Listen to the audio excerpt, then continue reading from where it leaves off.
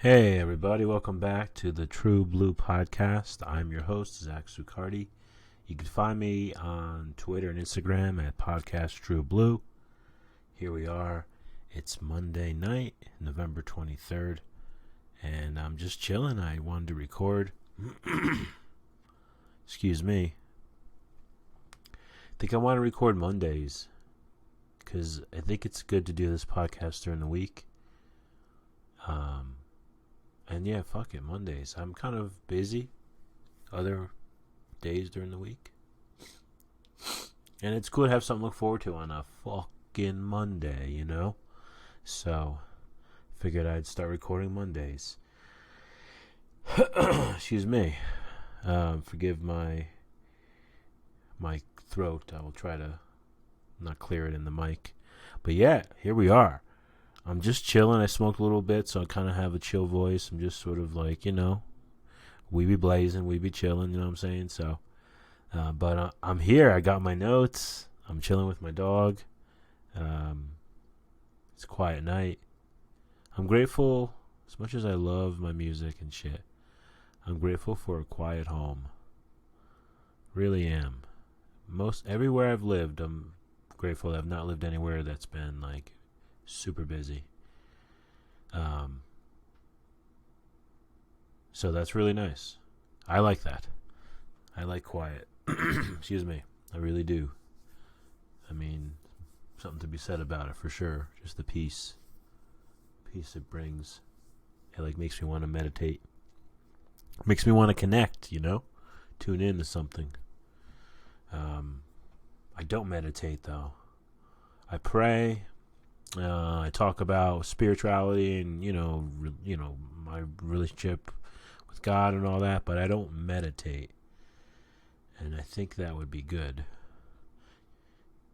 I've heard some say that the only wrong way to meditate is to not meditate, and I like that. That's kind of a cool way of putting it. But yeah, I think that would benefit me. I think it's good because the times that I have, you're just sitting kind of quiet, at least from my experience. There's all levels of this kind of thing. Mine is definitely novice for sure. But you're just sort of sitting quiet, and sometimes you're just like, you're allowing yourself to be open and let things come to you. And I think that's kind of cool, and I think sometimes that's necessary because there's so much that goes on, so much quote-unquote noise that goes on, that I think the meditation piece, I think is I could see the benefit of just like, letting things arrive, letting things kind of come naturally, just being open to something more, something greater.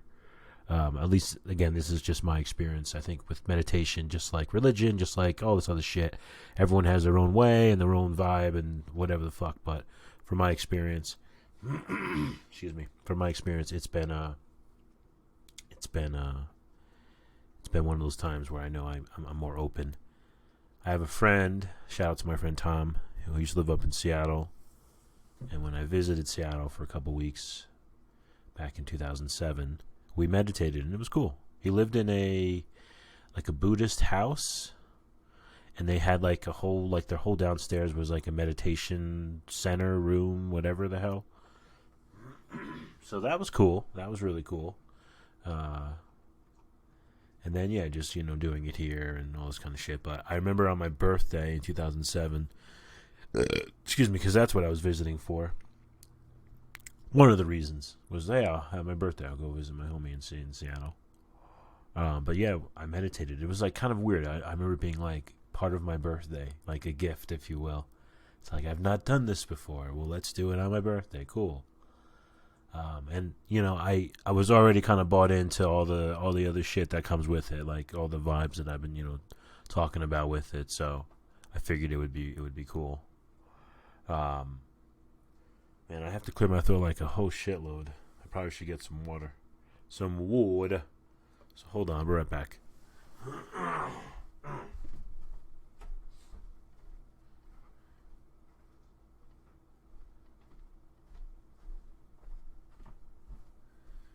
So I had sushi today, And usually I get a lot of sashimi, like just the fish, just a piece of fish. But I had a roll, and it's called a luxury shrimp roll, and it had like their mayo on it or whatever. And I think that's what's giving me some of the like the phlegm. I hate to say it, I hate to sound gross, but yeah, it's weird. I guess I react differently as I get older to my allergies. So it's just, yeah, so I think that's where that's coming from. I had a thought before. I just was thinking, excuse me, if all my books were just 100 pages, I would have read like hundreds of them. I hate to say it, but sometimes I get into a mode where I'm excited about reading something. And I don't know that I lose the excitement. I just lose this may sound weird, but the discipline to read. It sounds weird because I do my poetry books easy peasy. But I have a couple books that I have a couple books that some are biographies, some fiction, nonfiction that I've just not broken that 100-page or whatever. Like, I only read so much. It's a weird vibe. I don't know. I think it has to do with my mood. Not that I'm like a big TV guy or anything. I mean, I do my YouTube and shit, but like, I don't know that I'm really like caught up in that. But it's just sort of weird. And I was just thinking before, man, if only books were just 100 pages, I would have breezed through them. But I'm glad that they're not. I like detail. That's very important. And when I do start reading, though, it's on. Like, it's on. I love it. I can't wait to read. I can't wait to continue the story. It's exciting. I remember like moments in my life where I would read like tons of books. Like, I have a ton of mobster books, mostly nonfiction books, like autobiography kind of style books. I do have The Godfather, and I do have some like fictions. I have The Sicilian and this one called Fools Die, Mario Puzo books. But I read a shit ton of those mafia books, and it was really cool. Like, after reading so many, I thought I could write a story. You know, after reading so many and seeing all the different ins and outs, and how the FBI and how the mob themselves, kind of operated. And one of the things that at the time I was so like, wow, because I'm reading about a lot of the mobster stuff took place in New York City, so I'm reading about all these places, and lots even in Jersey. Excuse me, and just really cool that I was very familiar with the places. And then, I live out here in New Mexico, far from the East Coast, and I see these books, and I'm like, wow, like, I was right next door, and now that I'm so far away, I read about these places, and I think they're just like kind of like in the movies, if you will, But yeah, I can remember reading a shit ton of those fucking books, and I have all of them, and they're really good. Really brutal, let me tell you, they are brutal. But yeah, I can do poetry. I can do haiku poetry at that. I love quotes, short and simple and sweet. Like, part of me likes the whole haiku thing and the quotes because you can kind of take it with you. It's so, you don't have to like memorize a whole damn fucking, long ass poem, a whole story. I mean, with haiku, with quotes and lyrics, things like that, you can just take a little bit, and it's very powerful. A little goes a long way in that kind of scenario. So I've really taken to that. But yes, I'm glad books are not just 100 pages. But if they were, I would have fucking read a billion of them. Oh man! And another thing I wanted to share, I actually wrote this down, is I'd probably pay $10,000 to never, or maybe, it is 10,000 because I think about it now, to never drip. So like, after I pee, I shake the shit out of my fucking dick, right? And I'm shaking, and usually we're good. And I usually sleep naked, but on the off night where I have like my pajama pants on, and that shit drips in there, it's practically like Niagara Falls in my fucking in my pants, like on my leg. It's so annoying. It feels like that one drop of piss constantly is fucking splashing my leg. It's constantly smashing against it. It's like it never ends, never dries out, never just doesn't just falls away or falls to the floor or whatever. Oh God. I swear to God, I am shaking the fuck out of it. I mean, I even have a towel, so if you if you come visit me, do not use the towel closest to the door. I have a towel that I got to take care of business sometimes on. I got to clean up because it fucking drips. I don't know what to say. I'm shaking the fuck out of it. But anyway, when I drip in my fucking in my pajamas, it's the worst. And I honestly, if there were an imaginary place where you could pay to have things never happen again, and they were kind of reasonable, well, I wouldn't say reasonable, but they were okay, 10,000. Obviously, that's kind of wild. I'm really exaggerating here. Maybe this is a $200 one, maybe $100 one even. I'd probably say maybe around this time of year with Christmas, it's probably $100 sale. Normally $200, you get $100 off, so it's $100. I'd pay it because it's so fucking annoying. So annoying. And I don't have any kind of problem. I'm fucking drinking plenty of fucking water and fluids and shit. It's just a problem my whole life. I pee a lot. I pee a fuck of a lot. I drink a lot. I drink tons of water. If I were an alcoholic, and thankfully I'm not. Thankfully. Holy shit, thankfully. I would really tear it up. Because I drink just a lot. I love drinks. Water, I fucking, I have to, I just drink so much. But yeah, I was thinking that the other day. I was like, $10,000. I would do it. It drives me nuts. And I swear, when I feel that little drip, I immediately rip off my fucking pajama pants like they're fucking, they have bees in them. I swear. And I'll even use it, clean up a little, you know what I mean?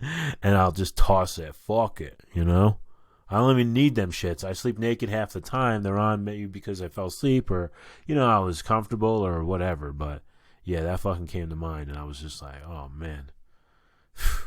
And you know what happened to me the other day, too? I want to tell you, I lost my AirPods. And I had just actually got a pair of these JBL from work. They were free. They were like a gift from my job. So, and they're okay. They're free, and they're wireless, so that's cool. They're not that good for music, but for, talking on the phone and shit, they seem okay. People say, yeah, it sounds fine. So cool, I got those, but I have AirPods. I'm not an Apple guy, I just have AirPods. They're really good, what the fuck? And I couldn't find them. I could not find them. And usually, when it's not a very important item, we're kind of mid-level, I'll just go, all right, I'll find it. If I stress about it, I'll go nuts. But I know how these things go. I'll come across it. I just will. I decided not to take that approach, though, because the AirPods, I use them so often and all this kind of shit. And I couldn't find them. And one of the things I wanted to point out is, when you lose something and you're so determined to find it, you start looking in places that are so, almost unrealistic or just unreasonable. You're not necessarily in the garbage looking through shit, but you're looking in I looked in my fucking bathroom closet where I keep my antacids, my contacts, and shit like that. Okay, not the most unreasonable, crazy, wacky, zany place, but still, I'm obviously not in there. That's not a place I keep them, but I still went and I looked. And when I tell you I looked in my couch, I literally broke apart every fiber. I had a tweezer and a magnifying glass. I broke apart every fiber in my freaking couch to look for it. And of course, it wasn't there. And I looked in all the pockets. I always feel victim of too many pockets. And now I'm victim of fucking all this shit with these masks and these fucking headphones and keys and these keys and, oh God, all this shit. Cell phones. I remember when I got my license, it was wallet and keys, and there we go. I could do that. I'm a twofer. No problem, Bob. No probo. Then all this other shit, man. Now I gotta take fucking cell phone. Okay, 3 things. Okay, now it's fucking, I gotta take headphones. You think I want to hear people? Hell no. I need them headphones. And then it's the fucking mask, too. I keep a mask in my car, though. So, yeah, pretty smart. But yeah, losing shit, that moment where you start to look in those places that are just totally not going to be at all, you're thinking maybe. And maybe there was one time in your life where you had that hunch of like, no, I'd put it in the medicine cabinet, or no, it's behind the frame of the Ramapo Valley Reservation leaf picture, and it's actually there, and you're like, wow, I did it, I put it together, I found it. That one time exists, so you think maybe, and shit, like, thankfully I live alone, okay, so there's no one who could have taken it. But I start thinking, like, yeah, I leave it somewhere, and then all these thoughts and shit. Oh, man. It's crazy. And then, of course, I'm kind of, like, using a lot of energy looking for this shit. And my dog's kind of, like, freaking out a little. Not really freaking out, but just noticing I'm distressed, So when I give up, I was kind of tired from it. I probably spent an hour looking for it. I just gave up, and then I was going to bed. I put my dog in the bed, and as I go to lay down, it's literally under a fucking tissue right next to my bed. Not a used tissue, but just like a random tissue that I probably used to clean some dust off of some shit or something random. And it had to be right under there. I mean, it was like almost funny. It was like God's sense of humor. That's kind of how I kind of looked at it. And there I was wasting all that time. And during the time I went looking for it, I literally found like 10 lighters.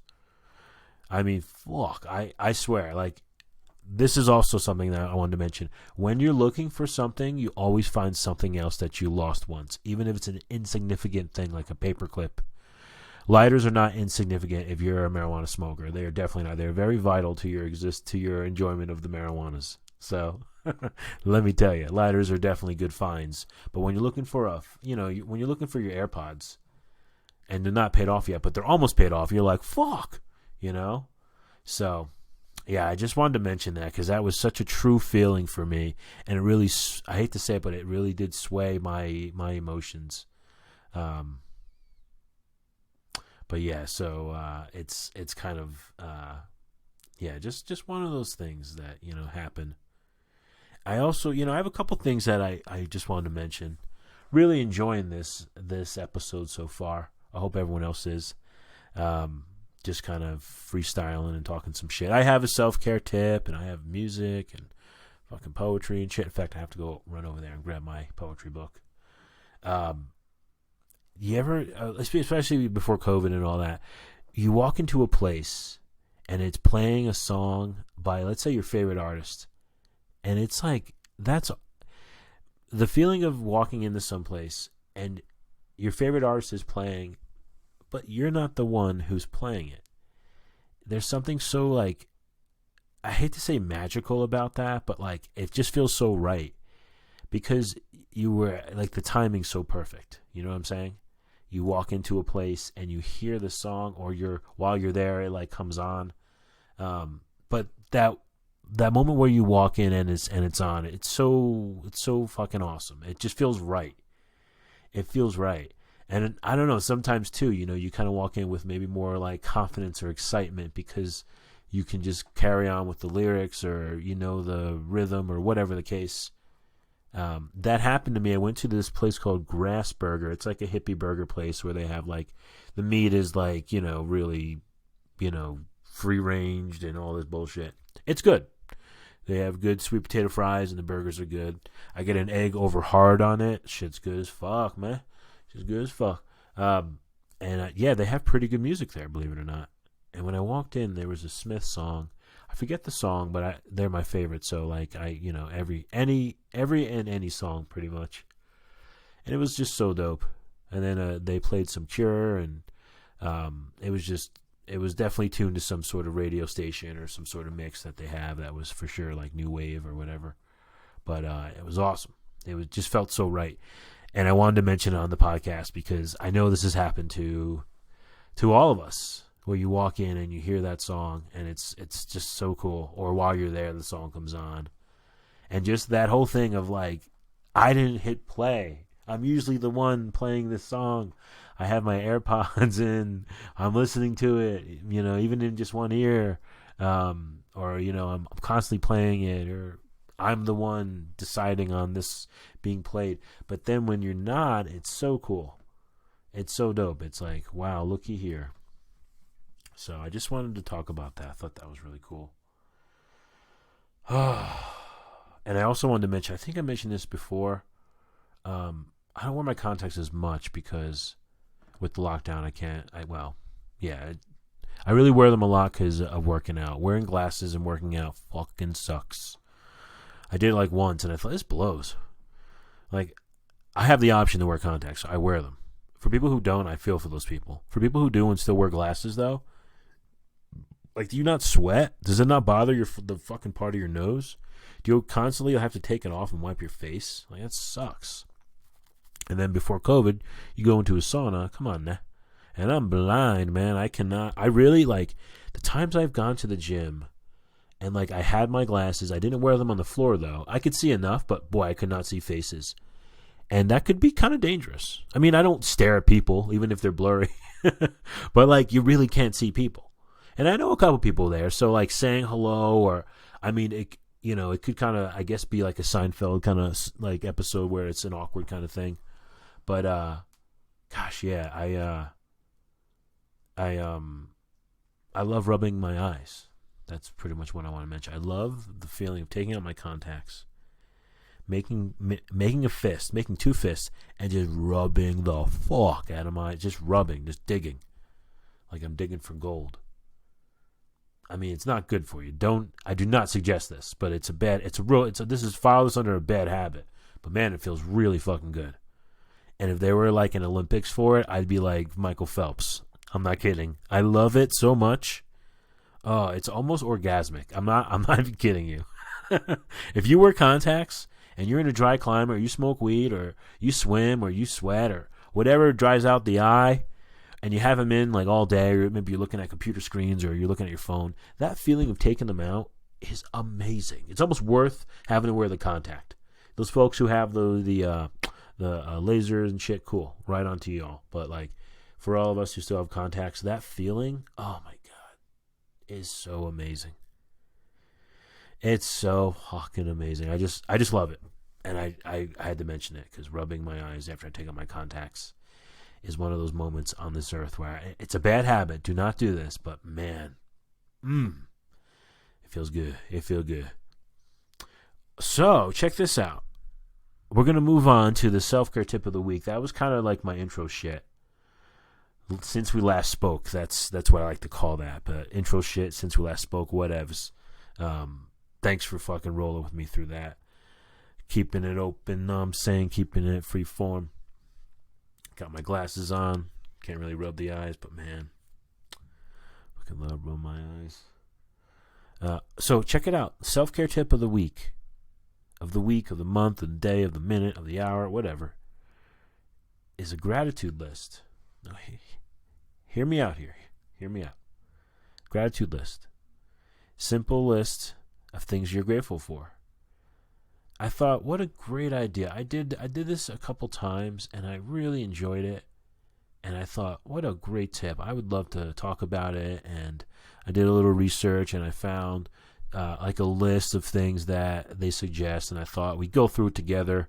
I talk a little bit about it, but we'd go through this list together just to kind of highlight a couple things about a gratitude list that might help you in kind of getting some structure behind one and some ideas on how to draft one, and just some good vibes around it.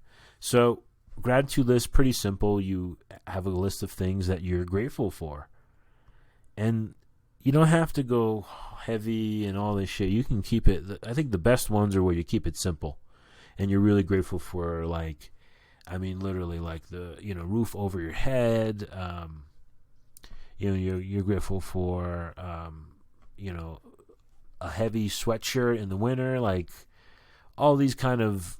They could be small, mundane. They could be super, super specific. And I say get as specific as possible on these lists. Because I think the more you are, the more detail that you have for it, the more, to read it over or to even get it out, it definitely has its purpose with it. So definitely be as detailed as you can with this. That's just what I'm suggesting here off the bat. But I just think it's such a great idea. You can open up a memo pad on your phone, a Google Doc on your phone, and just keep a track of it.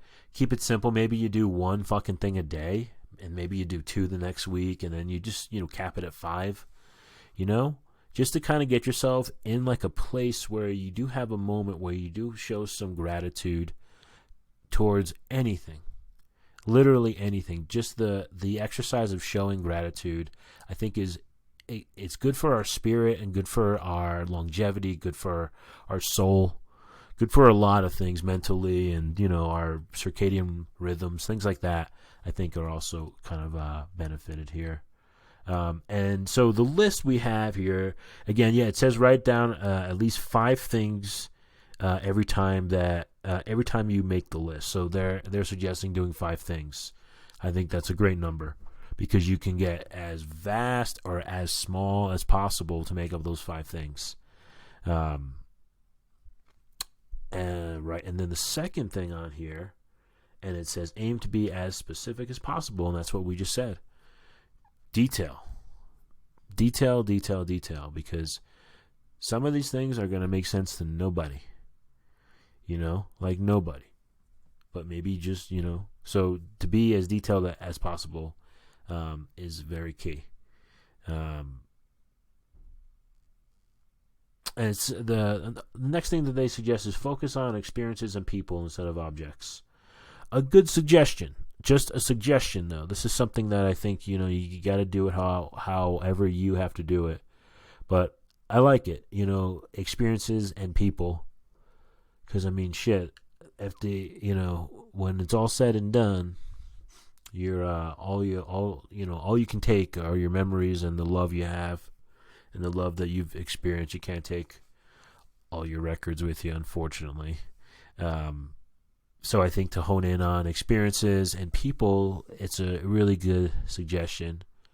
I know I connected with a couple of my friends today through text messaging, and I think that's, and I bonded with my dog today, and I plan on calling a friend later, like, just that whole people, especially now with the COVID thing. Any kind of communication, any kind of connection that you can make with through experience, through your friendships or coworkers, whatever, customers, whatever. You can definitely. I think it's important. So I like this one. Next up, it says write freely and don't worry about spelling or grammar. Fuck yeah.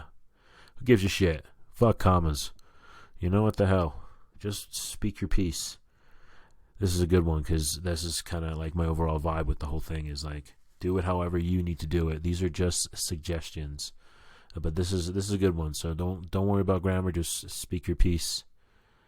Next one, it says set aside 15 minutes to make your list 1 to 3 times a week.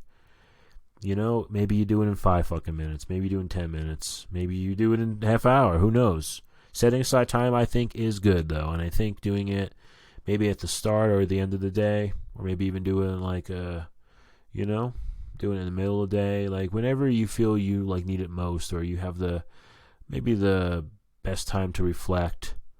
But I think this is one of those things that you do it is what's important. I don't think it's a matter of the time or really where, when kind of a thing. But I like this one because the more energy that you put into these kinds of things, I think the more that you get out of it. Let's see if there's any. This list just take a turn and like now has no. Oh, is that the end of the list? Let's see here. Okay, so I guess it now takes a turn and talks about other techniques to like do it. So that's cool. And it talks about writing long entries in journal format, writing the way that you love to write. I think again that kind of kind of goes off of the one prior about the grammar. Do it your way. And there are apps, there are applications you can download. I'm sure most of them are free. There may be ones that cost another $1 or $2. But sometimes those are worth it if they're a one-time purchase and you really get a lot out of it. Like I have a meme one that I paid like $2 for. And let me tell you, when it's time to make some funny memes and I don't have to look at those fucking ads, it's pretty sweet. But yeah, this is a cool idea because again, maybe you don't have that 15 minutes to set aside all the time, but you know you're taking a shit or you're on a walk or you're doing something where you have a couple minutes, so you can pop up onto your gratitude app or your Google Doc and then just get into it. The apps may be cool. They may have some other little things that you could do or that like you could set for it.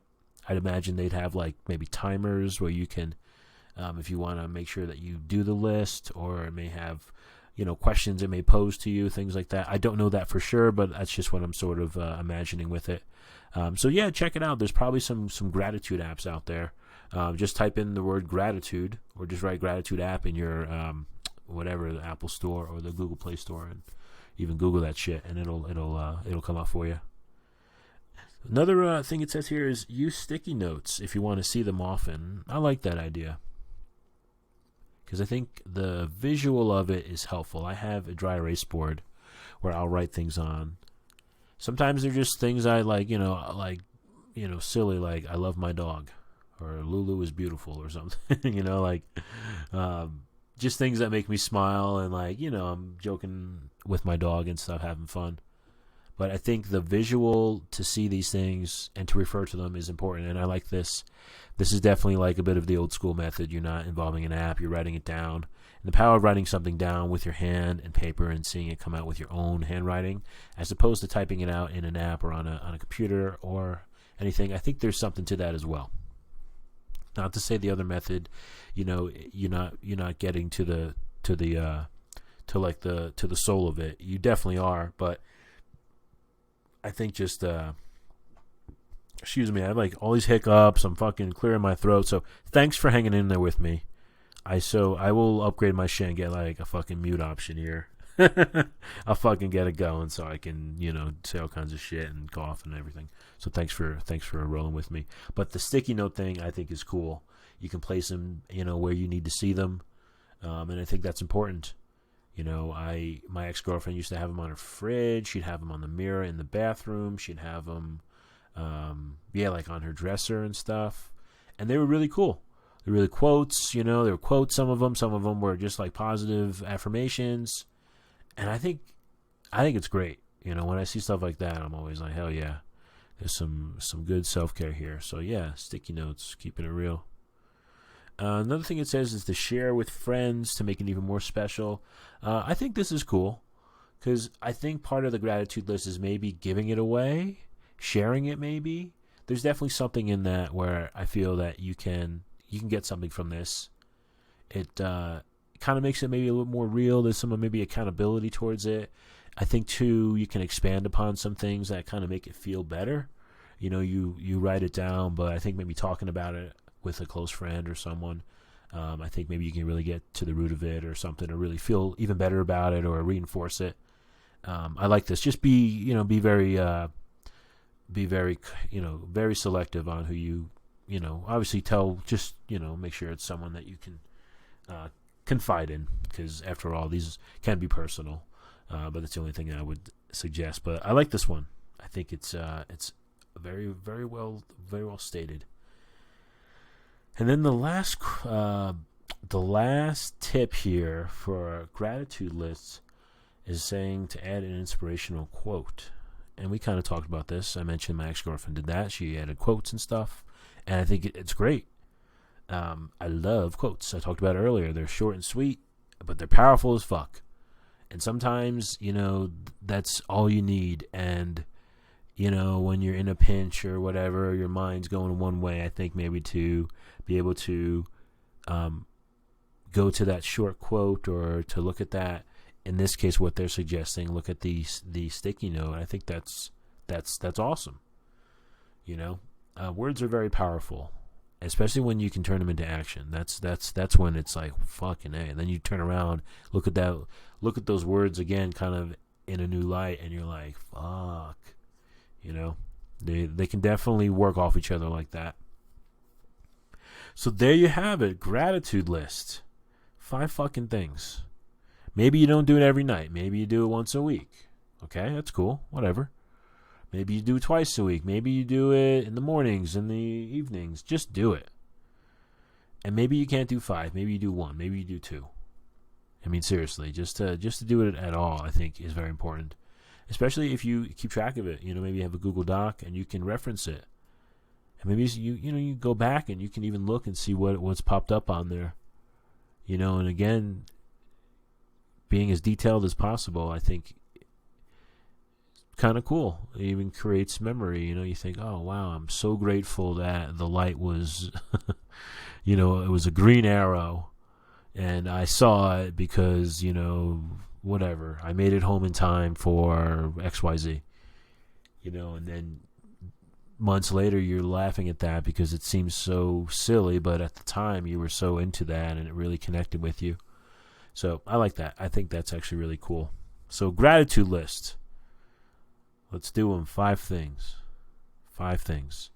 All right, so I actually have to go get I think I can pause my shit. Let's see here. Damn, 35 minutes? I've been talking a long ass time. I'm just gonna go get it. You're just gonna hear me walk over there. I put all my shit away. I've been sort of tidying up. So I'll be right back.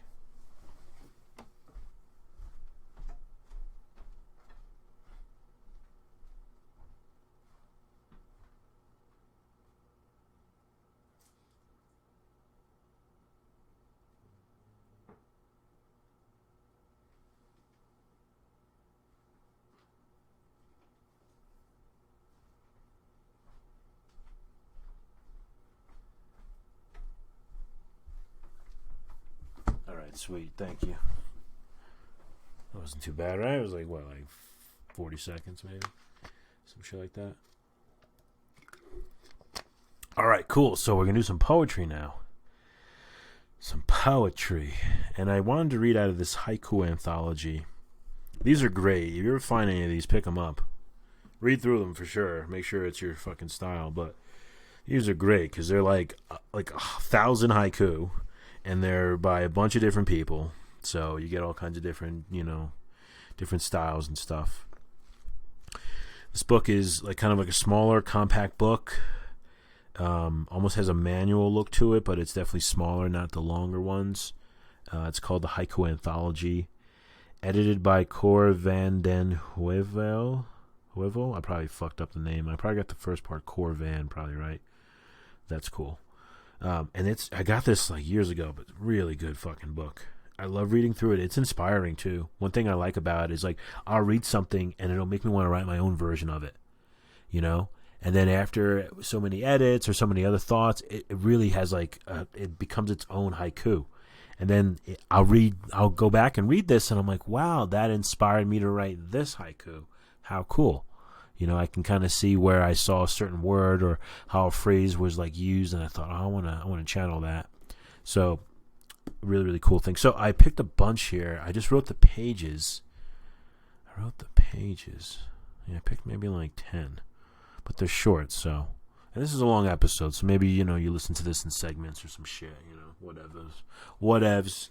All right, let's see here. Page 36. A little fun fact: when I got cable.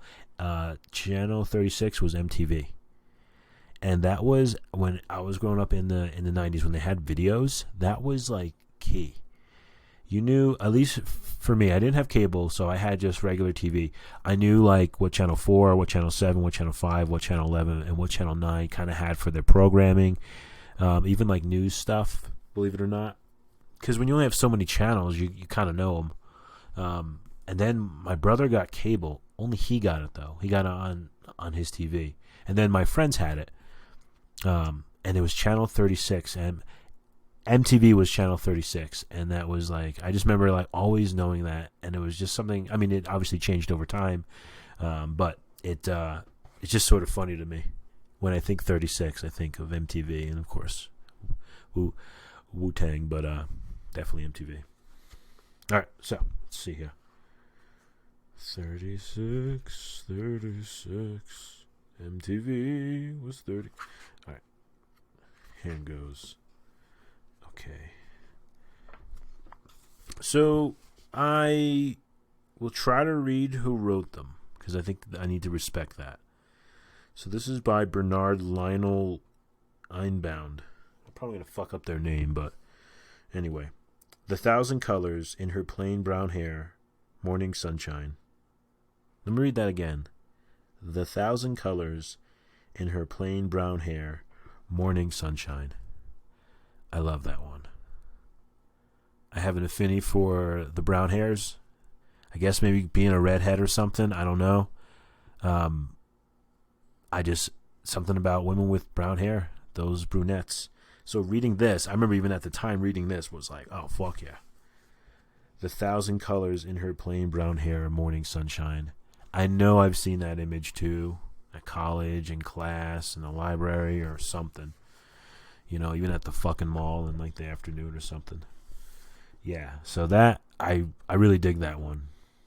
It has a lot of, a lot of volume. I know we're talking hair, but it has a lot of volume. All right, cool. So the next one, I decided to go all the way to page 230. It's a long way from page 36. I don't know what channel 230 was when I was growing up, so I have no story for that. No story there. All right. Okay, here goes. This is, let's see, who the fuck wrote this? This is Vincent Trippi. What a cool name. I think this is him. Yeah, Vincent Trippi. Oh, no, I lied. I'm a big fat liar. This isn't him, but he has a cool name. Shout out to Vincent Trippi. This is Cor Van Den. This is the person who edited this anthology, so this is cool. All right, let's see. 230. Okay. The blues singer tells how bad it is. Then the sax tells you too. I'll read it again. The blues singer tells how bad it is. Then the sax tells you too. Oh, fuck yeah, that's awesome. That is awesome. How do you not like that? I mean, shit. Jazz music and blues and soul. Yeah, that's fucking awesome. All right, so let's see here. Let's go to 10. I think this is George Swede. Sunrise. I forgot my side of the argument. That's awesome. So it reads, Sunrise. I forgot my side of the argument. Isn't that true? Whether it's the beauty of it or just the essence of time, letting time do its thing. I like that. That's really cool. All right, and this next one is by, let's see. This one's by Robert Spies. Okay. Winter moon, a beaver lodge in the marsh, mounded with snow. That's cool. I think the mounded with snow is what attracted me to this one. Something about poetry or these haiku that talk about snow. Talk about quiet. When it snows in your neighborhood, at least where I've lived, like you, especially in the evening, you can just hear how like quiet it is at night. It's not eerie quiet, but I don't know. There's maybe a tinge because it's maybe not as normal. Because, you know, there's very, like, almost no one on the road, and there's just something about the snow. It, like, kind of has, like, a soundproofing almost. So, yeah, it's pretty cool. And this next poem is by John Stevenson. Did I mark which one? I didn't, so I'll read all of them. I'll fucking read all of them. Cold Saturday, drawn back into bed by my own warmth. Can't beat that. Too quickly to reply, cutting my tongue on the envelope. Listen, let me read that one again. I like that one. Too quick to reply, cutting my tongue on the envelope. That's really good. That really goes along with the one I read before about sunrise and how the argument passes. This is a good one. Too quick to reply, cutting my tongue on the envelope. And that's true. I know the times where I respond to text messages that have a lot of anxiety, confrontation, have a lot of angst in them. I know it's usually never good. So, you know, you kind of say things that you don't mean, or, you know, you're really hot and like activated. So this one's good. I like it. It's got a lot of metaphoric value here. All right. And then the last two on this page, since I didn't mark it, I figured I'd read the whole damn thing. The last two is Under the Blackest Doodle something unerasable. I think this is the one. This is good. Under the blackest doodle, something unerasable. That's cool. That's a good image. You know, we've all had that in our notebooks or even to this day. All right, and the last one is bouncing along on the guardrails, car shadow. That's cool. I like that one. This one is a good one. John Stevenson, shout out. This is a good one. All right, let's go.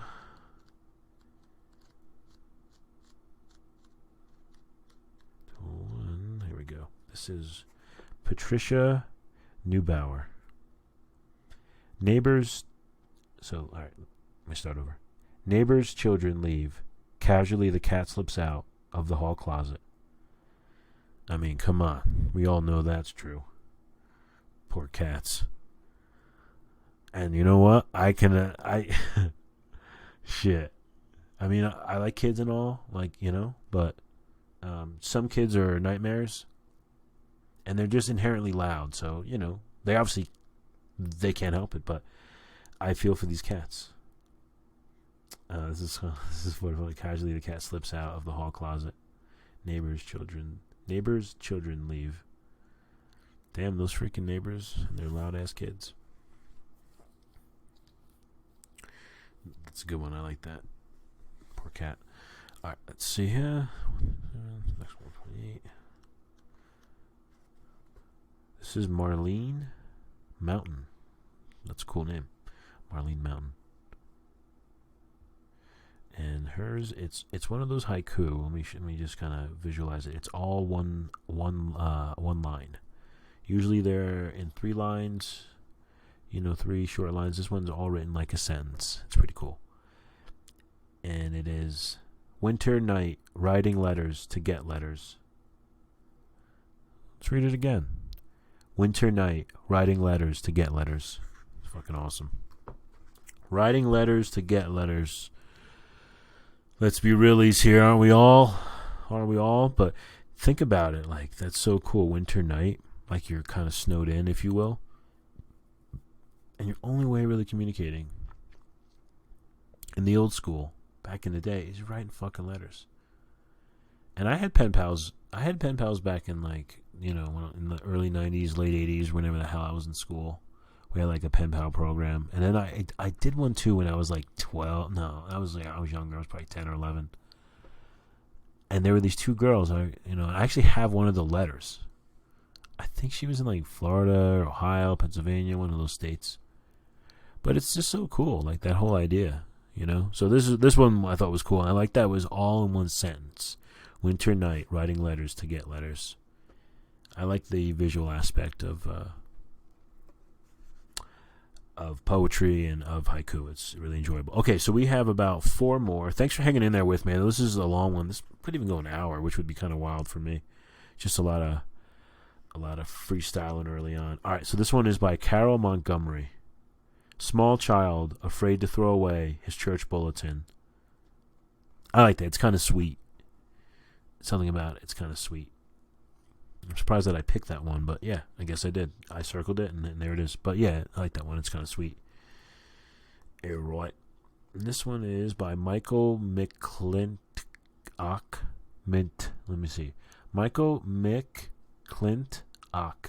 Michael McClintock. I don't know. It's not cock, though. I'm not trying to say that. It's like talk. Michael McClintock. I guess that's probably more. I want to say cock, but it's talk. Michael McClintock. Kind of cool once you say it. McClintock. That's cool. All right, so this is his. A single tulip, hopelessly, I passed on. Why the fuck did I choose this one? A single tulip. Is this the right one? I guess so. A single tulip, hopelessly, I passed on. I don't know why the hell I chose this one. It's cool. Let me read some of the other ones I highlighted because that one didn't do it for me.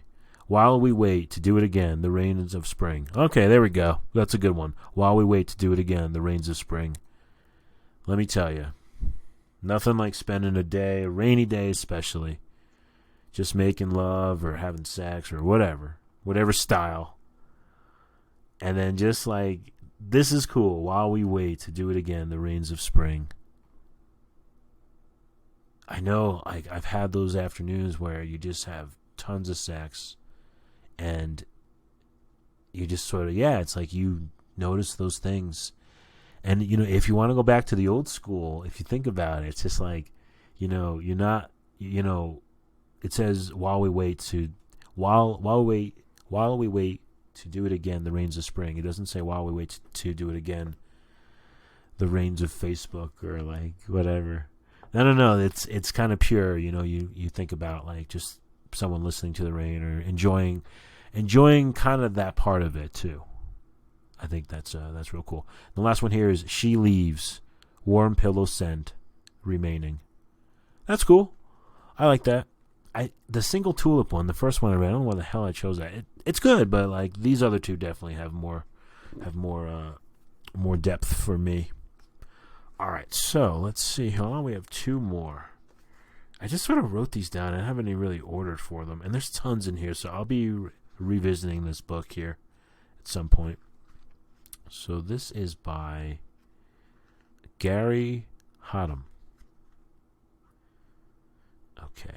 Sun and moon in the same sky, the small hand of my wife. This one's really good. Sun and moon in the same sky, the small hand of my wife. Yes, this one to me, it goes into a little bit of the E.E. Cummings poem about nobody, not even the rain, has such small hands. Talks about, a female's hands and how small and delicate they are. And then here he is, here the Gary Hodam or whatever, in this haiku talks sun and moon in the same sky, the small hand of my wife. I love this one. I love when I see the moon in the sky. It feels like it's, I don't know, there's something poetic about it though, and I can always feel it when I see it. It feels special. It feels like the moon is like early.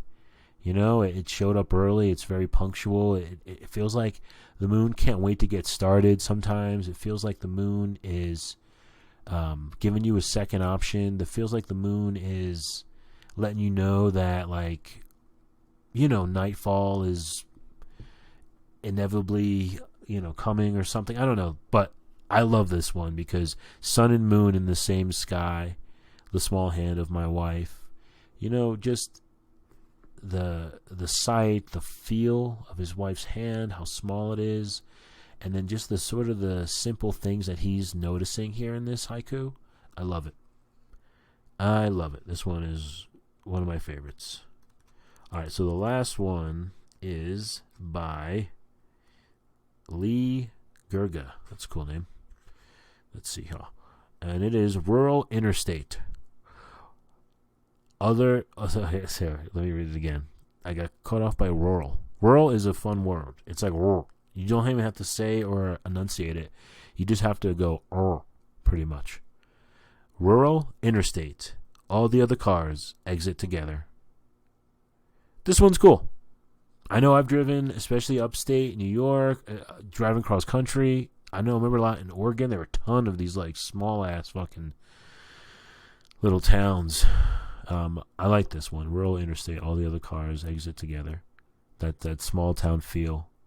That's what this one makes me feel. This one's sort of wholesome to me. So that was it. I read a bunch of these poems from the Haiku Anthology, the 3rd edition, edited by Cor van den Heuvel. Great book. You probably get it on Amazon. Again, it's called the Haiku Anthology, 3rd edition. And then it's edited by Cor van den Heuvel. So just look for Cor van den. COR space VAN space DEN. And then the last name is HEUVEL. The Haiku Anthology. Fucking good shit. Damn, this is going to be an hour. I still got the True Blue playlist. Alright, so let's move on to that True Blue playlist. You waited this long. So I decided I wanted to do Bob Marley, Waiting in Vain. So I'm late to the party on Bob Marley. Reggae's cool. I definitely got into ska. I definitely got into the English beat reggae. Or like ska, rather. But the reggae thing, I never really ventured there. Until maybe like the last, maybe 5 or 6 years. So listening to this Bob Marley song, it's on the Exodus album. It's so good. Like I would listen to this album a lot, right? And when this song would would come on, I could feel it. You know how that happens sometimes when you getting into an album, you play it so many times, and there's like highlights or the things that like, oh, cool, but then there's that one song that you keep that you keep hearing, or maybe you hear it the first, second, third time that you listen to the album, and you're like, this is it, this is my jam, this is the shit, this is hitting home, and it's the song "Waiting in Vain."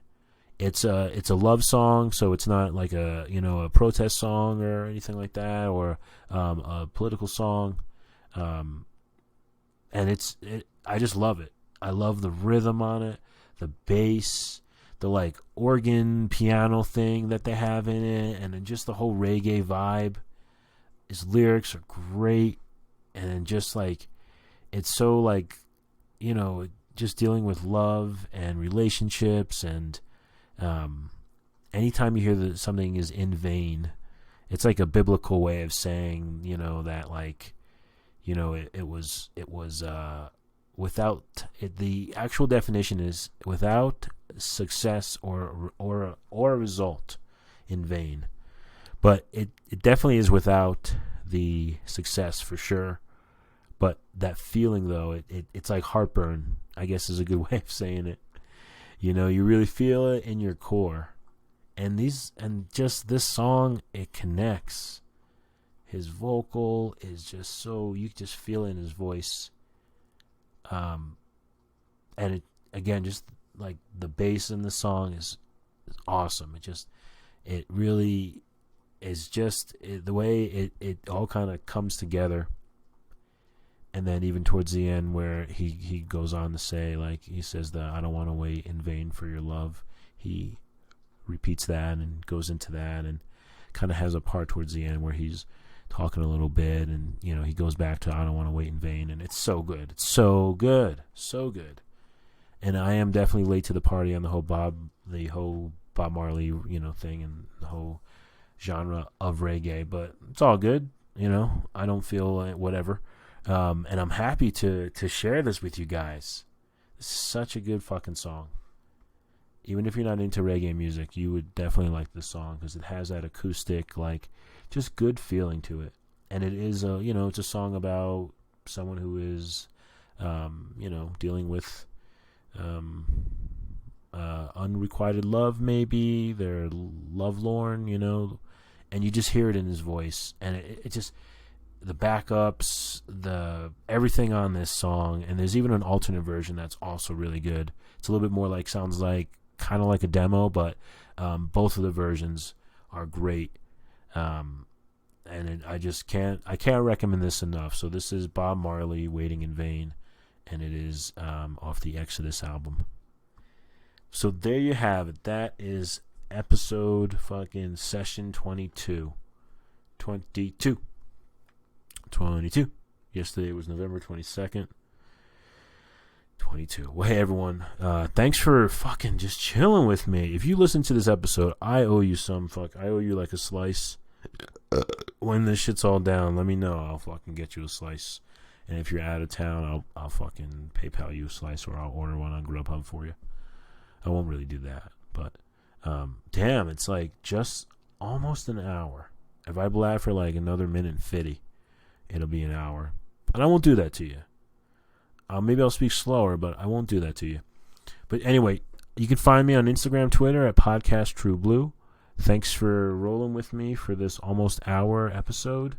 I hope you guys have a great week, and happy Thanksgiving. I didn't even talk about that, but happy fucking Thanksgiving. I hope you guys are with your families, giving big hugs and shit. I mean, fucking A, enjoy that corn, enjoy the turkey, enjoy the sweet potato. That shit's good. Enjoy that shit. Thanksgiving, that's awesome. I will be here with my dog Lulu. I'll probably be on the horn talking to my friends and family, you know what I'm saying? Reaching out to people. But I'll just be chilling. So I hope everyone's having a good one. Stay safe. Eat a pizza. Do all the good things. Thanks for tuning in to the True Blue Podcast. I'm your host, Zach Succardi, and I'll see you guys soon. Peace.